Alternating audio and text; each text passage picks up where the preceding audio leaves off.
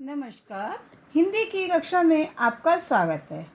आज हम कक्षा 8 ज्ञान सागर में पाठ 3 पढ़ेंगे। अच्छे पड़ोसी के गुण। ये हर व्यक्ति चाहता है कि हमारा जो पड़ोसी है, जो हमारे घर के पास रहता है, वो अच्छा होना चाहिए और उसके अंदर बहुत सारे गुण होने चाहिए। अब जब हम अपने पड़ोसी के अंदर बहुत सारे गुणों को देखते हैं तो हमारा पड़ोसी भी हमारे अंदर उन गुणों को देखना चाहेगा।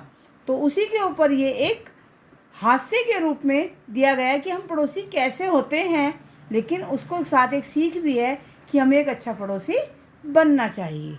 चलिए, हमने जीवन में कई पड़ोस बदले हैं, पर इन सब परिस्थितियों के बीच एक शाश्वत सत्य कभी नहीं बदल पाया। शाश्वत सत्य जो हमेशा रहता है, वो वाला। हमारा पड़ोसी के प्रति दृष्टिकोण आज भी स्नेहमय, उदार और सहायतापूर्ण रहा है। हमें यकीन है कि हमारे पड़ोसी भी हमारे प्रति ऐसे ही नेक इरादे रखते हैं कि वो हमसे प्यार करते हों, उदार हों, सहायता करते हों। हम भी उनके साथ ऐसा ही करते हैं, वो भी हमारे साथ ऐसा ही इरादे रखते हों। हमारे एक पड़ोसी की पत्नी हमेशा बीमार रहती थी। हम उनके पति की शक्ल देखते और एक ही सवाल दागना, पूछना, आज भाभी जी का क्या हाल है। यह वैसे ही होता जैसे किसी काने से कोई रोज दरियाफ्त करना, पूछे कि भैया उस आँख में रोशनी आई क्या, अर्थात उसे चिढ़ाना। पड़ोसी कुछ समय बाद हमें देखते ही झुंझलाते और खुद ही आश्वस्त करना कि हाँ ठीक है, पहले ही जवाब देना। आपकी भाभी की सेहत सुधर रही है।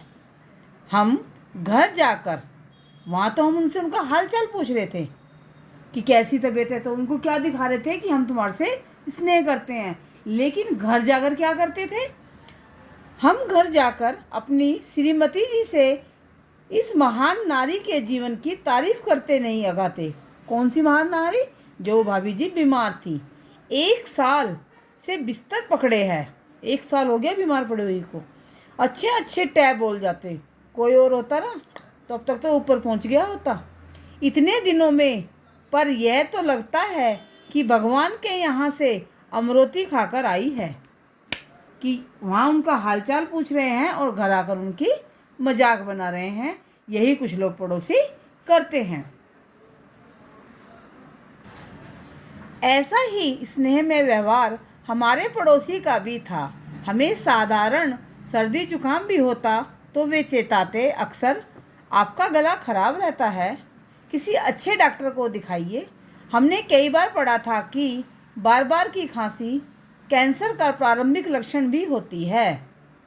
यह हमारा सौभाग्य है कि हमने और हमारे पड़ोसी ने एक दूसरे के परिवारों की सेहत के लिए ऐसा ही सद्भाव का रवैया अपनाया। शायद यह उन्हीं पारंपरिक शुभकामनाओं का प्रभाव था कि हमारी भाभी की प्राण चिरैया चारपाई में अटकी रही और हमारी खांसी आती जाती तो रही, पर कैंसर न बन पाई। एक दूसरे के बारे में अच्छे विचार हमेशा सुखद परिणाम देते हैं। जहाँ तक उदारता का प्रश्न है, अपने पड़ोसी के लिए हमारा दिल दरिया रहता है। दिल दरिया रहने का मतलब होता है दिल बहुत बड़ा हो जाना, जिसमें सब कुछ समा जाए। जिन पुराने जूतों, प्लास्टिक के थैलों और टूटी शीशियों को हमने सालों साल सजोया, उन्हें पड़ोसी को दान करने में हमें जरा भी संकोच नहीं होता है। ऐसा नहीं कि दिमाग टोका टाकी नहीं करता है, अंदर से अपनी बेशकीमती जायदाद खामाख्वा पड़ोसी पर लुटाने के विरोध में स्वर उभरता है। हम उसे समझाते हैं कि इतने सारे कबाड़ी इस माल को रिजेक्ट कर चुके हैं, हम अब क्या करते हैं, जिस माल को कबाड़ी भी मोल में नहीं लेता, ये होता है ना पुराना सामान लेने वाले गलियों में आते हैं, वो भी कह देते हैं नहीं भैया ये नहीं बिकेगा। अब उसको तो कहीं ना कहीं ठिकाने लगाना है ना, इसे कहीं तो ठिकाने लगाना है।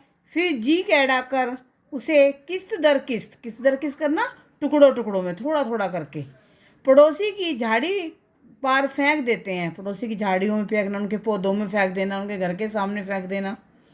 हमें ताज्जुब होता है कि वह उस हमसे उदारता के इस कृत्य के विरुद्ध बहस करता है। कहता है कि जाने कौन जंगली उसके घर किसमें सड़ा गला कूड़ा फेंक जाता है। ये अब वो कह रहा है, हम भी देखिए कितने नाटक करते हैं। यह हमारी सामाजिक उपलब्धि है। सामाजिक उपलब्धि क्या है, देखिए हम क्या करेंगे अब। यह हमारी एक खासियत कह लो या हमारी खूबी कह लो कि हम कितना नाटक करते हैं कि हम एक दूसरे का नाम लेकर बुरा भला नहीं कहते। बुरा भला कहना होता है तो इशारे से कहते हैं, इसलिए कहावत है कि समझदार को इशारा काफ़ी। अपन स्वभाव से अहिंसक हैं। अहिंसक हो ना, किसी से झगड़ा ना करना। कौन झगड़े झंझट में पड़े। हम जानबूझकर मूर्खता का अभिनय करते हैं। मूर्खता का अभिनय करना, जैसे हमें पता ही नहीं कूड़ा कौन डाल गया। और पड़ोसी के सामने कूड़ा फेंकने वाले को डट कर कोसते। पता नहीं कौन नालायक है, किसका दिमाग चल रहा था, कौन गिर गया, चाहे खुद नहीं गिरा हो। अगले दिन हम अपने दरवाजे को कचरे के ढेर से सुशोभित पाते। अगले दिन पता लगता कि वो सारा कूड़ा हमारे घर के सामने पड़ा है।